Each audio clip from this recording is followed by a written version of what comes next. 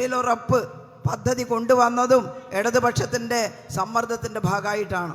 61 സീറ്റുണ്ട്, BJP വരാതിരിക്കാൻ കോൺഗ്രസിനെ പിന്തുണക്കാം എന്ന് നമ്മൾ പറഞ്ഞപ്പോൾ നമ്മൾ പറയുന്ന ചില കാര്യങ്ങൾ കോൺഗ്രസിന് അതിൽ ഉൾക്കൊള്ളേണ്ടതായിട്ട് വന്നു. ആ കൂട്ടത്തിൽ ഒന്നാണ് എംപ്ലോയ്മെൻറ്റ് ഗ്യാരണ്ടി.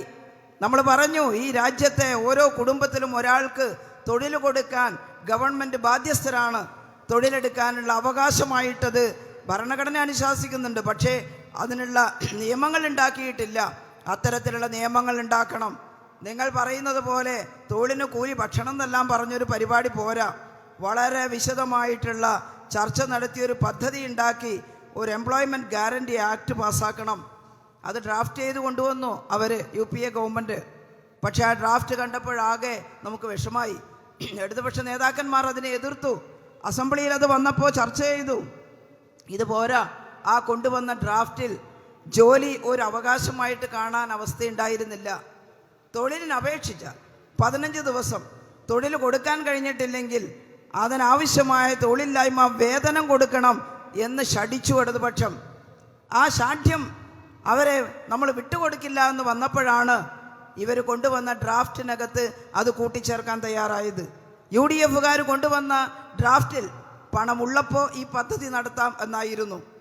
നമ്മൾ പകരം വെച്ച ഡിമാൻഡ് പണമുള്ളപ്പോഴല്ല, തൊഴിൽ ആവശ്യമുള്ളപ്പോൾ പണം കണ്ടെത്തിയിട്ട് പരിപാടി നടത്തണമെന്നാണ്. ആ മാറ്റവും അതിനകത്ത് കൂട്ടിച്ചേർക്കാൻ തയ്യാറായി. അത് ചിദംബരം അന്ന് മിനിസ്റ്റർ പാർലമെൻറ്റിൽ പ്രസംഗിക്കുന്ന സമയത്ത് വ്യക്തമായിട്ട് പറഞ്ഞു, ഞാൻ മറച്ചു വെക്കുന്നില്ല. ഈ നിയമം കുറ്റമറ്റതാക്കി മാറ്റാൻ ലെഫ്റ്റ് വിങ് നടത്തിയിട്ടുള്ള നിർബന്ധം, പ്രഷർ, അവർ ചുമത്തിയിട്ടുള്ള പ്രഷർ, അത് ഞാൻ ഡിനൈ ചെയ്യുന്നില്ല. അത് ഞാൻ ഇതിൻ്റെ കൂടെ അഭിപ്രായമായിട്ട് കൂട്ടിച്ചേർക്കുകയാണ്. അന്നത്തെ ഹിന്ദു പത്രം എഴുതി പാർലമെൻറ്റിൽ ഇടതുപക്ഷം അതിശക്തമായിട്ട് വാദിച്ചു.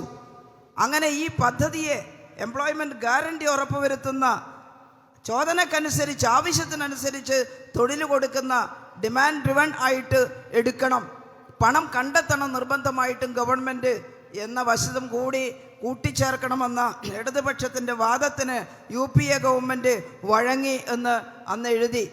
നമ്മളെന്തെങ്കിലും നുണ പറയുകയല്ല. നമ്മളന്ന് അങ്ങനെ പറഞ്ഞില്ലായിരുന്നെങ്കിൽ മറ്റൊരു ജോലിക്ക് കൂലി ഭക്ഷണമായിട്ട് അതെന്നേ മാഞ്ഞു പോയേനെ. പക്ഷേ അത് കൊണ്ടുവരുമ്പോൾ ആദ്യം 150 ജില്ലകളിലേ പറ്റൂ. നമ്മൾ ശാഠ്യം പിടിച്ചു, പോരാ, ഇന്ത്യയിലെ എല്ലാ ജില്ലകളിലും ഇത് തുടങ്ങണം, എല്ലാ പഞ്ചായത്തിലെ ജനങ്ങൾക്കും അത് അനുഭവിക്കാൻ കഴിയണം. ആ നിർബന്ധവും പിന്നീട് അംഗീകരിക്കപ്പെട്ടു.